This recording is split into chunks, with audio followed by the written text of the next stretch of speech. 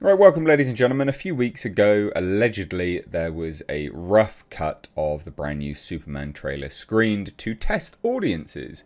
Companies do screen trailers when they're looking to rebrand a property or it's going in a different direction, just to see if it is resonating with audiences, especially if they've sunk a lot of money into it, which they have with this Superman film. About $360 million actually has been spent on this film. Quite high. So it makes sense that they were test screening this. I cannot independently verify this information though, which I do try to do with everything that gets sent my way.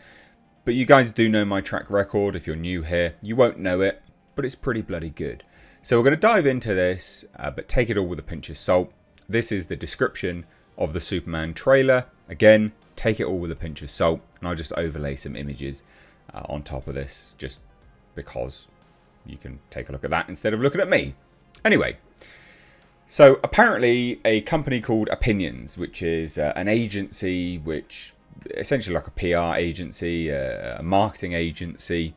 They work on behalf of many things, and they were working on behalf of Warner Brothers for this. Basically, there was a rough trailer for the new Superman movie shown to this individual. So a few key pieces of information about this rough trailer. The majority of the music from this trailer was the classic Superman theme from John Williams. The individual informs me that it gave the whole trailer a very positive, uplifting tone. So that's really important. They are trying to go back to that sort of feel. The trailer opens up with a scene of Superman crashing into the Arctic snow. He is shown laying curled up in the snow with some damage. Another scene reveals Lex Luthor stepping off of a helicopter in either a city or the Arctic. It wasn't 100% clear. He looks and is portrayed to similar effect in boldness to how James McAvoy appeared bold in X-Men. The individual told me that they thought the smugness and arrogance was played off very well by Nicholas Hoult, and they got a very good impression of the casting and the character. There was another scene with Green Lantern flipping some tanks upwards nonchalantly with his powers, with a flick of his fist. There were no finished effects for this scene, but the impression of the actor was very neutral. There wasn't really enough shown to see how this individual, the actor, fits Guy Gardner. There was another scene showing a woman on the 30th or so floor of a skyscraper taking a selfie, while behind her another super character, whose effects and costume appeared unfinished, was shooting beams out of their hands into another building behind her. My source said that it gave a sense of a cringe appeal to Gen Z and social media behaviour, so they didn't like that at all.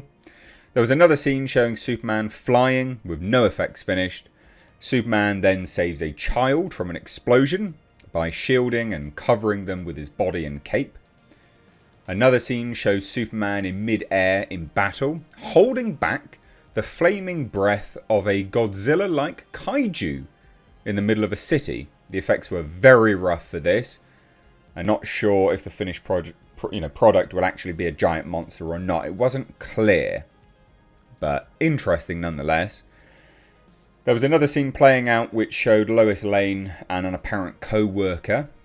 The co-worker, this source believes, talking to Lois about Superman and how wonderful he is. So the co-worker is simping very hard, jumping up and down, huge bubbly energy with a very wide grin. This part, according to my source, is very cringe to watch. This co-worker is portrayed like a valley girl, and it's supposed to be played for laughs, but it just came across cringe. Lois's character, however, is exactly how she should be. Seems very serious, dumbstruck, judgmental, unengaged, one of the two, which does seem like Lois Lane, to be honest. But apparently it appears as if she's holding onto a secret, and my source felt very neutral about the character and actor, but did feel that there was a romantic tone in the trailer with her. So the next scene is a shot of Lois and Superman together as he rises in the air with her, very reminiscent of Superman Returns and the rooftop scene. Wires were still shown and the effects were unfinished. So there was also a scene showing Lex Luthor seeing Superman fly past quickly turning to the camera hurriedly and walks towards the camera saying he's here, as if he has something planned. What little is shown of Lex Luthor, my source really liked in terms of how Nicholas Hoult was playing him. He just said that, you know, he's played very, very well. As a good description would be a younger version of Kevin Spacey's Lex Luthor with the boldness of James McAvoy's Professor X. So the Daily Planet is shown with the iconic and classic sign. Overhead shots of a city, probably Metropolis, are shown. Set pieces and costuming from characters and terrain is very reminiscent of Superman Returns.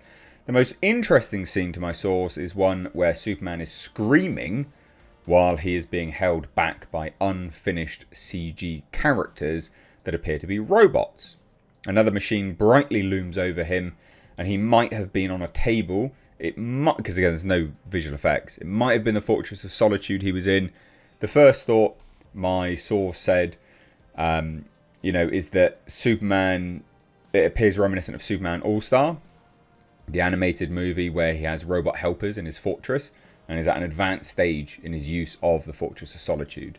So they might have been trying to help him, not really sure, because the effects were unfinished. So these are the scenes which my source can easily recall. They were then given a questionnaire, and there were repeated mentions about how essentially the source felt regarding Krypto, the Superdog, being in the movie. There was no Krypto in the trailer that my source saw, but they obviously want to know whether seeing Krypto the Superdog in the movie would be good or not. And maybe because the effects were unfinished, my source just didn't notice that Krypto was supposed to be in the trailer. So the survey's questions led my source to believe there is a Krypto, and the questions asked how they thought about the tone, how they thought about Lois, Lex, Superman, and their portrayals by the actors. The question asked what tone they preferred, and the options were of romance and upbeat tone were available, as were serious and dark. So the questions gave the impression that the studio wants to know how viewers felt about a lighter tone compared to the previous darker tone. Zack Snyder wasn't mentioned, but it did make mention to James Gunn specifically and the new DC universe and how the audience felt about it. And then, for the record, apparently my source asked for Henry Cavill to come back. So there you go. That's it. I can believe a lot of this, but I cannot independently verify it. So that is allegedly a rough cut trailer that was screened and some information from it. I do hope there is no gigantic kaiju in a Superman movie. That sounds very much like Invincible. But there you go. What do you guys think? I'd love to hear your thoughts, so drop it down below. Again, cannot independently verify this. This is a massive rumour at this point in time. But if you're not familiar with my leaks and things like that, when I have directly cited that they come from my sources, they're a pretty good track record. You can go back and have a look at them if you want. Hellraiser was all 100% legit. Alien Romulus was legit. All manner of bits and pieces. So Godzilla X Kong as well. Check that video down. Anyway, cheers guys. Take care. Bye-bye now.